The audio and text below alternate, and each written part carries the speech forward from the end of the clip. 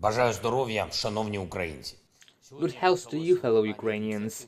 The implementation of the initiative on the export of Ukrainian grain and other agricultural products from our ports in the Black Sea began on August the 1st. The first vessel carrying 26,000 tons of corn left the port of Odesa. As of now, it is too early to draw any conclusions and predict further events, but the port started working, the export traffic started, and this can be called the first positive signal that there is a chance to stop the spread of the food crisis in the world. Currently, everything depends on the implementation of the security parameters of the initiative, which is the responsibility of the partners, primarily the United Nations and Turkey. We cannot have the illusions that Russia will simply refrain from trying to disrupt Ukrainian exports. Russia consistently provoked famine in the countries of Africa and Asia, which traditionally imported large volumes of Ukrainian food. And now, in conditions of extreme heat, as this year in Europe, the threat of a price crisis and a certain food shortage is also possible for some European countries. So we'll see how the agreements will work and whether there will be security. 16 vessels are already waiting their turn for departure, and we are ready to make a proper contribution to the stabilization of the world food market. For our state, this is also a great benefit, and this is not only about billions of dollars in foreign exchange revenue. About 500,000 Ukrainians are involved in the cultivation of agricultural export crops, and if we add related industries, then this is plus 1,000,000 jobs. That is why there is the appropriate state attention to the implementation of the export initiative. Our people really need it.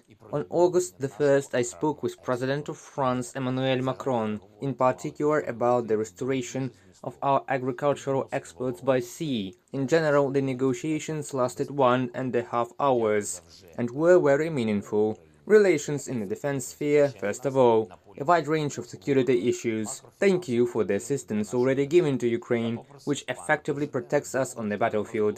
We also discussed macrofinancial support for our state. I asked Mr. President to help us unblock macrofinancial aid, which was stalled in Europe. I want to remind all the leaders that it is 9 billion euros. These are not trifles for us, but important social things. These are our pensions, these are our salaries, support for IDPs, and therefore we expect appropriate decisions from specific government officials. Mr. President of France informed me about the results of his African tour. We are now strengthening the direction of our foreign policy. I invited President Macron to participate in the online summit of the Crimea platform, which will take place shortly. Last year we created the Crimea platform and are developing this format, despite all the threats and tangible diplomatic opposition from Russia. During the years of occupation, Russia turned Crimea into a large military prison camp, and tens of thousands of people became its victims. Crimea became a bridgehead for attacks on the free territory of our country. The weak and insufficient principled reaction to the occupation of Crimea in 2014 and in the following years became one of the prerequisites for the fact that Russian aggression managed to grow to such a scale. We will gradually restore justice regarding our Crimea. The situation on the battlefield has not undergone significant changes. Fierce battles continue in Donbass, in the Kharkiv region. The struggle for the south of our country continues.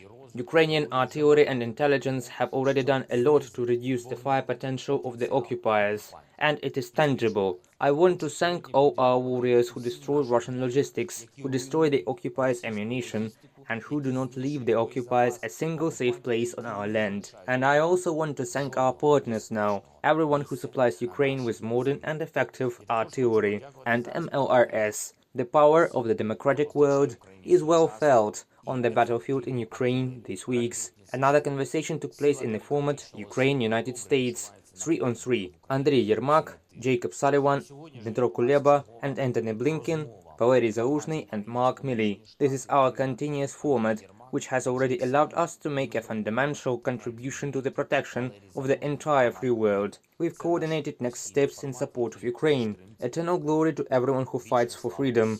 Glory to Ukraine. За свободу. Слава Україні!